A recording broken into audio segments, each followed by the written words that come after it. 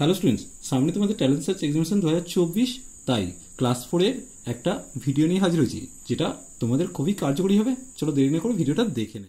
দেখো, আজকে তোমাদের জন্য যে ভিডিওটা নিয়ে এসেছি সেটা হচ্ছে সাধারণ জ্ঞান থেকে টপ 19 কোশ্চেন নিয়ে হাজির হয়েছি, যেগুলো তোমাদের পরীক্ষায় আসবেই। চলো, প্রথম যে কোশ্চেনটা আছে, ভূস্বর্গ কাকে বলা হয়? উত্তর হবে কাশ্মীর। এটা তোমরা সকলে জানো, কাশ্মীরকে আমাদের ভূস্বর্গ বলা হয়।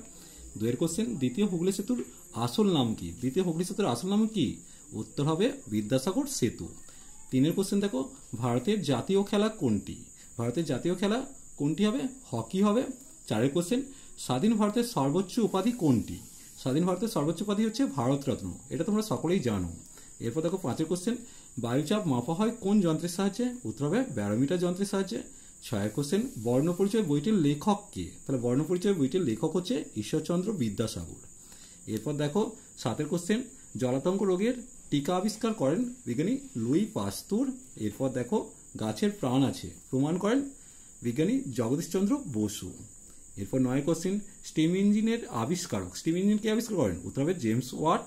এরপর 10এর কোশ্চেন, পথের পাঁচালী উপন্যাসের লেখক। পথের পাঁচালী উপন্যাসের লেখক হচ্ছে বিভূতিভূষণ বন্দ্যোপাধ্যায়।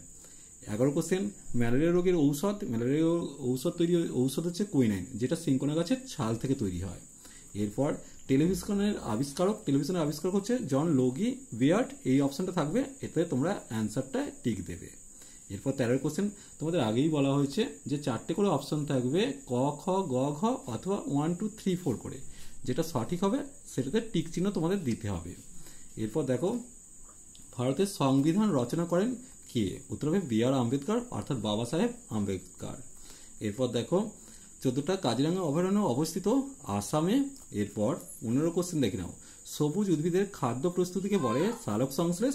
16 কোশ্চেন, ডাক্তারি থার্মোমিটার কোন স্কেলে মাপা হয়? ডাক্তারি থার্মোমিটার মাপা হয় ফারেনহাইটে, কারণ আমরা জানি যে ডাক্তারি থার্মোমিটারটা ফারেনহাইট স্কেলে অংশাঙ্কন করা আছে।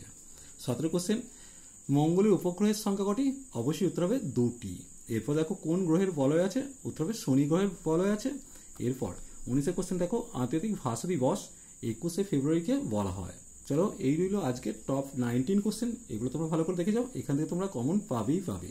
চলো, ভিডিওটি ভালো লাগলে অবশ্যই লাইক শেয়ার ও কমেন্ট করো, পারলে চ্যানেলটিকে সাবস্ক্রাইব করে নিও। চলো, টাটা, বাই বাই।